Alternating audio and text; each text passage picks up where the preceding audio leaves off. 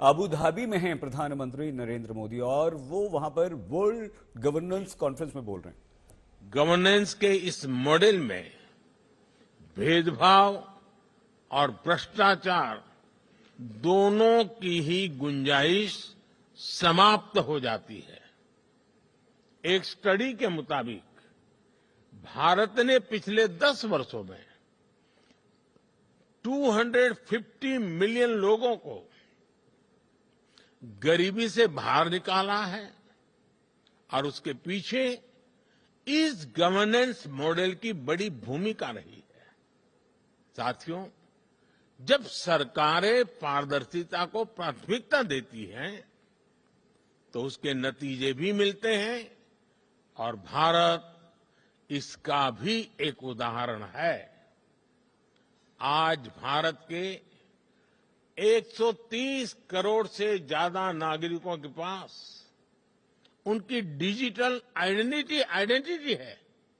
लोगों की ये डिजिटल आइडेंटिटी, उनके बैंक्स, उनके मोबाइल सब इंटरकनेक्टेड है। हमने टेक्नोलॉजी की मदद से एक सिस्टम डेवलप किया है, डायरेक्ट बेनिफिट ट्रांसफर डीबीटी। इस सिस्टम की मदद से हमने बीते 10 साल में $400 बिलियन से ज्यादा लोगों के बैंक खातों में सीधे ट्रांसफर किए हैं। ऐसा करके हमने करप्शन की बहुत बड़ी गुंजाइश को जड़ से ही समाप्त कर दिया है। हमने देश के $33 बिलियन से ज्यादा गलत हाथों में जाने से भी बचाया है। फ्रेंड्स, जहां तक क्लाइमेट चेंज की बात है तो इससे डील करने के लिए भी भारत की एक अपनी अप्रोच रही है।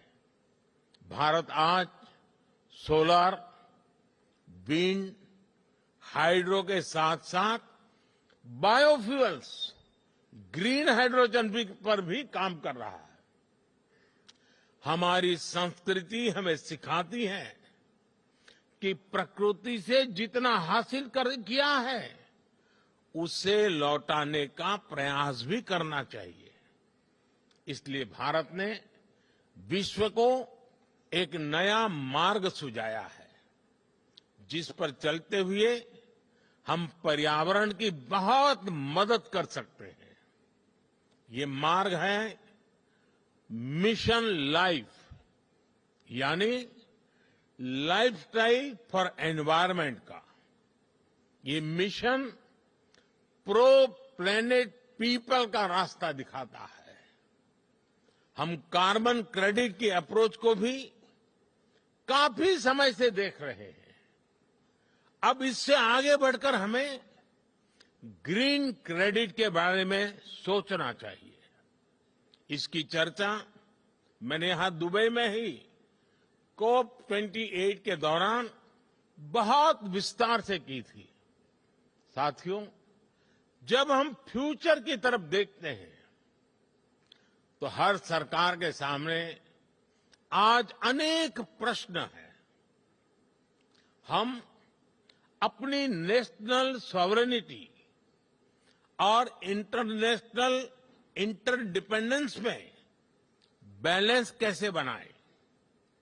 अपने नेशनल इंटरेस्ट के लिए काम करते हुए इंटरनेशनल रूल ऑफ लॉ के प्रति अपनी कमिटमेंट पर कायम कैसे रहे?